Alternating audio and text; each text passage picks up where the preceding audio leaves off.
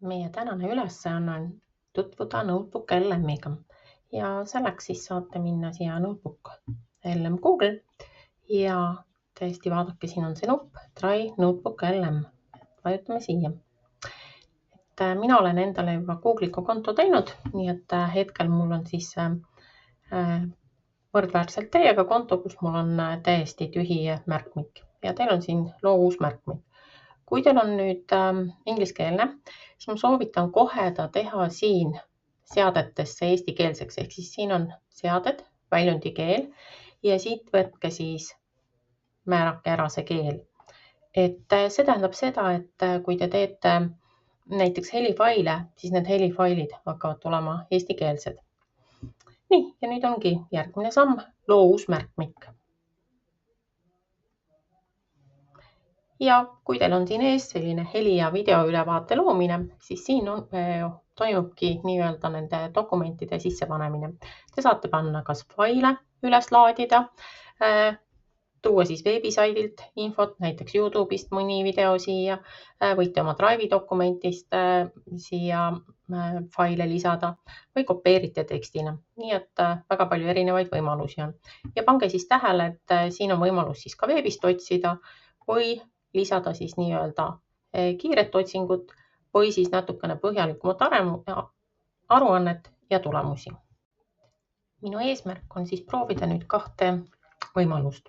Üks on siis see, et ma olen läinud siia OSKA uuringute lehele ja võtan siis nii-öelda selle ülevalt veebibrauserist ja siis kopeerin selle siis Notebook LM-i. Nii et palun tehke siis teiega seda. Ja sealt OSKA uuringute lehelt ma siis valin selle veebisaidid ja siia ma lihtsalt kleebin selle uuringu ja ütlen sisesta. Ja nüüd hakkab ta siis seda allikat siia sisse võtma. Et siia allikaid saab võtta kuni 50 ja Notebook LM puhul võrreldes siis teiste keelemudelitega on siis hea, et ta töötabki ainult selle allika põhiselt, ehk siis ta ei lähe rohkem kuskilt internetist mingit teadmust juurde otsima. Kui see allikas on kenasti kõik sisse loetud, et siis ma panen siia OSKA uuring ja ma panen ka, et see on siis tehisintellekti uuring.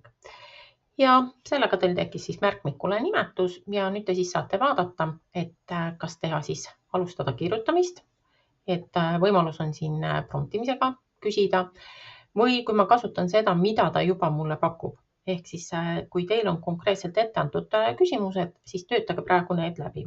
Aga vaatame siis lihtsalt, et kui ma kasutan selliseid küsimusi, mis siia on juba ette antud, siis selle Notebook LM-i väärtus ongi selles, et tegelikult ta otsib sellest algallikast seda infot ja näitab teile siis lingiga ka ära, missugusel leheküljel konkreetselt nüüd see info siin on.